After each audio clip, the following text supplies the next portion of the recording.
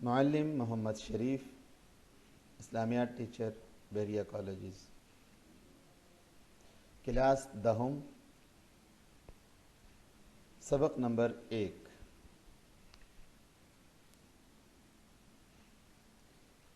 آج پہلا سبق سورۃ الاحزاب کی آیت نمبر 1 تا آیت نمبر 8 ہوگا۔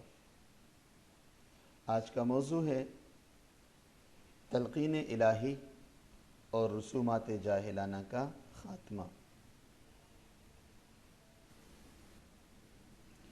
آج کے سبق کے مقاصد: طلباء اس قابل ہو جائیں کہ اللہ کی طرف سے آپ صلی اللہ علیہ وسلم کو کی گئی تلقین اپنے الفاظ میں بتا سکیں اور عرب کی رسومات اور اس کا حل قرآن مجید کی روشنی میں بیان کر سکیں۔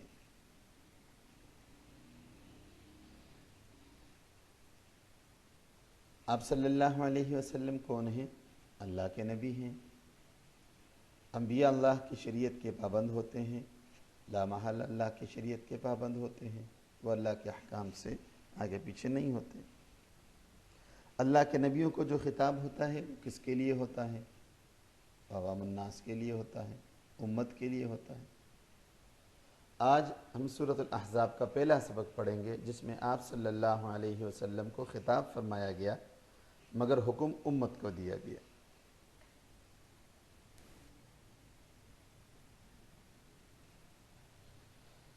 آج ہم شروع کریں گے سبق سے پہلے اس سورت کا تعارف اور اس کے کچھ لازم پہلو جو ہمیں اس سورت کو پڑھنے میں اور اس کے سبق کو حاصل کرنے میں ہمارے لیے بہت مددگار ثابت ہوں گے۔ اس سورت کا نام ہے احزاب۔ یہ نام اس سورت کی آیت نمبر 20 اور 22 میں ذکر ہے۔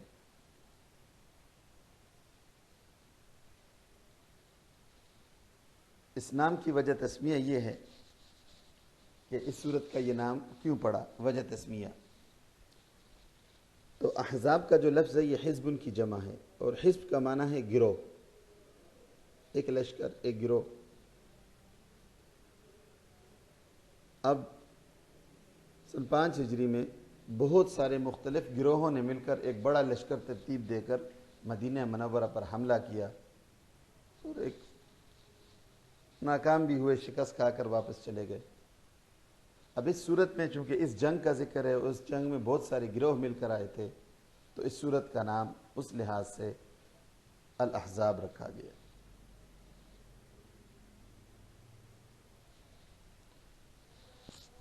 اس صورت کا نمبر شمار جو ترتیب قرآنی کے اعتبار سے ہے یہ 33واں نمبر ہے۔ اس سے پہلے قرآن پاک میں 32 صورتیں لکھی جا چکی ہیں، جیسے کہ پہلی صورت سورہ فاتحہ ہے، دوسری سورۃ البقرہ ہے، تیسری سورۃ آل عمران ہے، ٹھیک ہے۔ تو اس طرح اس صورت کا نمبر 33واں ہے۔ نزول کے اعتبار سے اس صورت کا نمبر 90 ہے۔ اس سے پہلے 89 صورت نازل ہو چکی تھی اور 90 نمبر پر یہ نازل ہوئی ہے۔ نوعیت نزول اس کی مدنی ہے، یہ مدینہ منورہ میں نازل ہوئی۔ اس کی رکوعات 9 ہیں، اس کی آیات 73 ہیں۔ شان نزول، پہلے یہ سمجھ لیجیے گا شان نزول کس کو کہتے ہیں؟ وہ کام جس کی وجہ سے وہ آیات نازل ہوئی ہوں، اس کام کو ان آیات کا شان نزول کہتے ہیں۔ سورہ احزاب کا شان نزول، کافر ہر وقت نبی کریم صلی اللہ علیہ وسلم کی دعوت دین کو روکنے کی کوشش کرتے تھے، اسی طرح آپ صلی اللہ علیہ وسلم کو مکہ سے ہجرت کر کے مدینہ آنا پڑا۔ اسی وجہ سے مدینہ پر بھی کافروں کے حملے جاری رہے اور مسلمان اپنا دفاع کرتے رہے۔ چنانچہ اسی ضمن میں غزوہ احد پیش آیا، پھر غزوہ بدر پیش آیا، اس کے علاوہ چھوٹے چھوٹے سریے پیش آئے۔ بالآخر سن 5 ہجری میں تمام عرب قبائل گروہوں نے مل کر مدینہ منورہ پر حملہ کیا۔ آپ صلی اللہ علیہ وسلم نے مدینہ کے گرد خندق کھدوائی جس سے دشمن آگے نہ بڑھ سکا، یعنی مدینہ کے اندر داخل نہ ہو سکا، اور 1 ماہ تک خندق کے پاس ہی خیمے لگا کر بیٹھا اور وہیں سے شکست کھا کر بھاگ گیا۔ اسی غزوہ پر یہ صورت نازل ہوئی۔ تو اس صورت کا شان نزول غزوہ احزاب ہے۔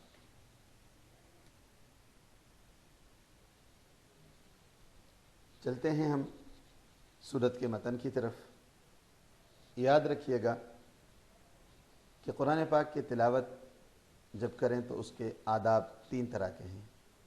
اگر آپ بالکل شروع میں آ کے قرآن پاک کھول رہے ہیں تو آپ اعوذ باللہ اور بسم اللہ دونوں پڑھیں گے، اور اگر پڑھتے پڑھتے بیچ میں سورت آ گئی اور دوسری سورت پڑھتے پڑھتے سٹارٹ کر رہے ہیں تو آپ صرف بسم اللہ پڑھیں گے۔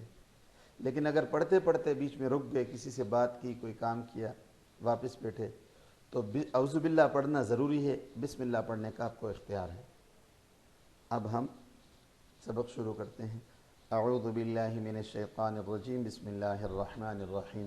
یا ایہا النبی اتق اللہ ولا تطع الکافرین والمنافقین ان اللہ کان علیما حکیما واتبع ما یوحى الیک من ربک ان اللہ کان بما تعملون خبیرا وتوکل علی اللہ وکفی باللہ وکیلا۔ اے نبی صلی اللہ علیہ وسلم، تقوی اختیار کیجئے، کافروں اور منافقوں کی اتباع نہ کیجئے، اللہ تعالیٰ جاننے والا اور حکمت والا ہے، اور اتباع کیجئے وہ جو آپ کے رب کی طرف سے وحی کی جاتی ہے اس کی، اور بے شک جو تم عمل کرتے ہو اللہ جاننے والا ہے، اور اللہ پر توکل رکھیے، اللہ آپ کے لیے کافی ہے۔ یہ سورہ احزاب کی شروع کی 3 آیات تھیں۔ ان آیات نمبر 1، 2 اور 3 میں اللہ تعالیٰ نے نبی اکرم صلی اللہ علیہ وسلم کو 3 باتوں کی تلقین فرمائی ہے۔ تقوی کی تلقین فرمائی، اتباع وحی کی تلقین فرمائی، اور توکل علی اللہ کی تلقین فرمائی۔ تقوی، اللہ تعالیٰ نے فرمایا اے نبی صلی اللہ علیہ وسلم تقوی اختیار کریں، کافروں اور منافقوں کی بات نہ مانیں، اس لیے کہ یہ کافر اور منافق شرک و بدعات کے عادی ہیں۔ یہ جب بھی بات کریں گے ان کی کوشش شرک و بدعات کی ہوگی، آپ تو توحید کے داعی ہیں، لہٰذا آپ ان کی بات نہ مانیں۔ اتباع وحی، دوسری تلقین یہ ہوئی کہ اے محمد صلی اللہ علیہ وسلم آپ کی طرف جو وحی کی جاتی ہے اسی کی پیروی کریں، دوسری کسی کی بات پر کان نہ دھریں۔ توکل، تیسری تلقین یہ ہوئی کہ محمد صلی اللہ علیہ وسلم اللہ پر بھروسہ کریں، اللہ ہی کی ذات ہے جو ہر معاملے کے لیے کافی ہے، کسی دوسرے کے تعاون اور مدد کی ضرورت نہیں ہے۔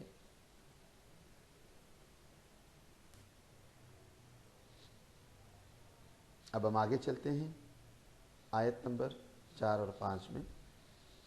اعوذ باللہ من الشیطان الرجیم، بسم اللہ الرحمن الرحیم۔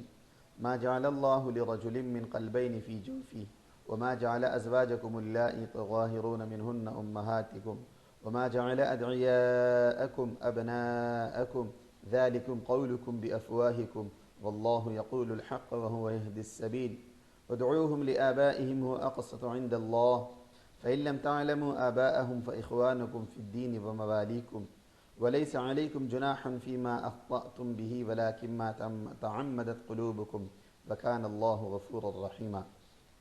نہیں بنائے اللہ تعالیٰ نے کسی مرد کے سینے میں 2 دل، اور نہ اللہ تعالیٰ نے تمہاری ان بیویوں کو جن سے تم زہار کر چکے ہو تمہاری مائیں بنایا،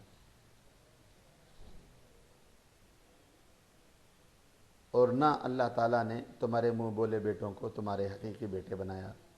یہ تو تمہارے منہ کی باتیں ہیں، اور اللہ تعالیٰ سچ بات کہتا ہے اور وہ سیدھے راستے کی طرف ہدایت کرتا ہے۔ ان کو پکارو، یعنی منہ بولے بیٹوں کو، ان کے باپوں کے نام سے، یہ اللہ کے نزدیک زیادہ انصاف کی بات ہے۔ اگر آپ کو ان کے باپوں کا علم نہیں ہے تو وہ تمہارے بھائی اور دوست ہیں دین میں، اور اس سے پہلے جو ہو چکی خطا وہ معاف ہے، لیکن آئندہ قصداً و اراداً کوئی ایسا کام نہ کرنا، اور اللہ معاف کرنے والا مہربان ہے۔ آیت نمبر 4 اور 5 میں اللہ تعالیٰ نے کفار کے توہمات اور بیجا رسومات کی نشاندہی کر کے ان کو ختم فرمایا ہے۔ کفار کے اندر چند توہمات پائے جاتے تھے۔ پہلا توہم ان کا یہ تھا 2 دل، کہ کوئی آدمی ذہین ہوتا، فتین ہوتا، وہ کہتے بھائی اس کے اندر 2 دل ہیں۔ ان کا یہ ایمان ہوتا، یہ یقین ہوتا کہ یہ 2 دل والا ہے، ایک دل اس کا اس سائڈ کام کرتا ہے، ایک دوسری سائڈ کام کرتا ہے، لہٰذا یہ تمام کاموں کو کنٹرول کر لیتا ہے۔ یہی توہم ان کا نبی کریم صلی اللہ علیہ وسلم کے بارے میں بھی تھا۔ چنانچہ ابن عباس رضی اللہ تعالیٰ عنہ کی روایت ہے، آپ فرماتے ہیں کہ مشرک لوگ آپ صلی اللہ علیہ وسلم کو 2 دل والا مانتے تھے۔ تو اس آیات میں اللہ نے فرمایا کہ اللہ نے کسی آدمی کے پہلو میں 2 دل نہیں رکھے، اس توہم کو اللہ نے رد فرما دیا۔ زہار یہ ایک رسم بد تھی عربوں کے اندر زمانہ جاہلیت میں۔ وہ یہ تھی کہ کوئی اگر اپنی ماں کو غصے میں آ کے کہہ دیتا کہ تیری پیٹھ یا تیری حرمت میرے لیے میری ماں کی حرمت ہے، تو اب یہ اس کی بیوی اس کے لیے ہمیشہ کے لیے اس کی ماں ہو جاتی۔ اب میاں بیوی کا رشتہ ختم ہو جاتا اور ماں بیٹے کا رشتہ قائم ہو جاتا۔ اللہ تعالیٰ نے اس رسم کو بھی ختم فرمایا کہ کسی کے منہ کے کہنے سے کوئی کسی کی بیوی ماں نہیں بن جاتی، لہٰذا یہ غلط بات ہے، ایسا نہ کیا کرو۔ اس سے منع کرنے کے لیے اللہ نے کچھ جرمانہ رکھا اور فرمایا اگر کسی سے غلطی ہو جائے تو وہ جرمانہ ادا کر کے وہ واپس اپنے رشتے میں قائم ہو سکتے ہیں۔ اہل مکہ میں ایک اور بدعت یہ تھی کہ اگر کوئی آدمی اپنی بیوی کو ماں کہہ دیتا تو وہ ہمیشہ کے لیے اس آدمی کی ماں ہو جاتی، مرد اور عورت ایک دوسرے کے لیے حرام ہو جاتے۔ اس آیت میں اللہ تعالیٰ نے منع فرمایا کہ زہار سے کوئی بیوی ماں نہیں بن جاتی۔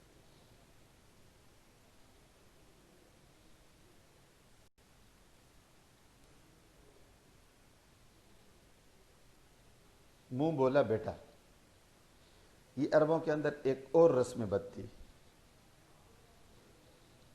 کہ کوئی اگر کسی کا منہ بولا بیٹا ہوتا، منہ بولا بیٹا بنا لیتا، اب اس منہ بولے بیٹے کے حقوق جو ہے وہ حقیقی بیٹے کی طرح ہوتے اور اس کے اوپر ذمہ داریاں بھی حقیقی بیٹے کی طرح ڈالی جاتی۔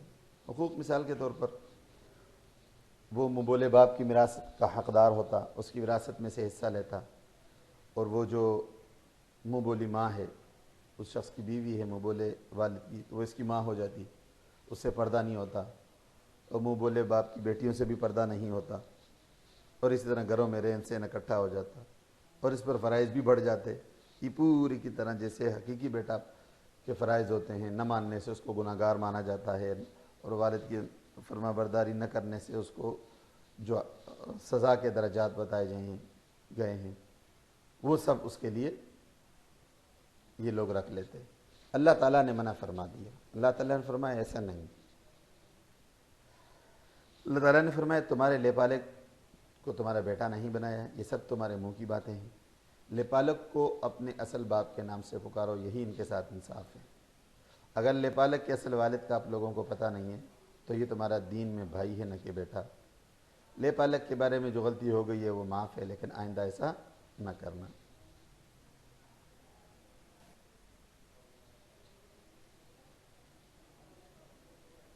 اعوذ باللہ من الشیطان الرجیم، بسم اللہ الرحمن الرحیم۔ النبی اولیٰ بالمؤمنین من انفسهم وازواجہ امہاتہم واولو الارحام بعضهم اولیٰ ببعض فی کتاب اللہ من المؤمنین والمہاجرین الا ان تفعلوا الى اولیائکم معروفا کان ذلک فی الکتاب مسطورا۔ نبی صلی اللہ علیہ وسلم مومنوں کی جان سے ان کے لیے زیادہ قربت رکھتے ہیں، اور آپ صلی اللہ علیہ وسلم کی بیویاں یہ امت کی مائیں ہیں، اور رشتہ دار جو ہیں وہ زیادہ قریب ہیں دوستوں سے اللہ کے قانون میں، مومنین اور مہاجرین میں سے۔ ہاں مگر یہ ہے کہ تم کسی دوست کے ساتھ اچھائی کرو جائز طریقے سے، اور یہ اللہ کی کتاب میں لکھا ہوا ہے۔ یہ آیتیں سابقہ جو 3 اصول بیان کیے گئے، ایک توہم کو دور کیا گیا اور 2 رسومات کو، ان میں سے جو آخری رسم تھی منہ بولے بیٹے والی،